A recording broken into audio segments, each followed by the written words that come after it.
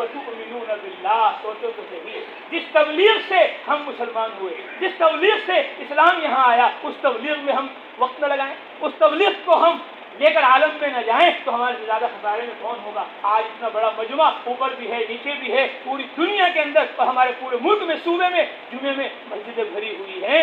ये जुमा कैसे आया यहाँ, ये रमज़ान कैसे आया यहाँ, ये मुहर्रम कैसे आया यहाँ, ये शव्वाल कैसे आया यहाँ, ये इस्लामी दीन सुन्नत शरीयत यहाँ कैसे आई। ये मोहम्मद सल्लल्लाहु अलैहि वसल्लम के मक्का छोड़ने की वजह से आई, मदीना छोड़ने की वजह से आई। सहाबा मक्का छोड़कर मदीना छोड़कर हमारे मुल्क में आए, 25 सहाबा हिंदुस्तान आए, तब यहाँ ईमान आया, तब यहाँ कुरान आया, तब यहाँ सुन्नत आई, तब यहाँ शरीयत आई, तब यहाँ इबादत दावत आई। 25 सहाबा हिंदुस्तान आए, 12 सहाबा उमर रज़ी अल्लाह ताला के ज़माने में हिंदुस्तान आए, 5 सहाबा उस्मान रज़ी अल्लाह ताला के ज़माने में हिंदुस्तान आए, 3 सहाबा अली रज़ी अल्लाह ताला के ज़माने में हिंदुस्तान आए, 4 सहाबा हज़रत मुआविया रज़ी अल्लाह ताला के ज़माने में हिंदुस्तान आए, 1 सहाबी यज़ीद इब्न मुआविया के ज़माने में हिंदुस्तान आए। 25 सहाबा हिंदुस्तान आए, तब यहाँ ईमान आया, तब यहाँ कुरान आया, तब यहाँ सुन्नत आई, तब यहाँ शरीयत आई। 12 सहाबा जो उमर रज़ी अल्लाह ताला के ज़माने में हिंदुस्तान आए, उनमें 3 सगे भाई थे, एक माँ बाप की औलाद थे, एक घर में पले बढ़े थे। उस्मान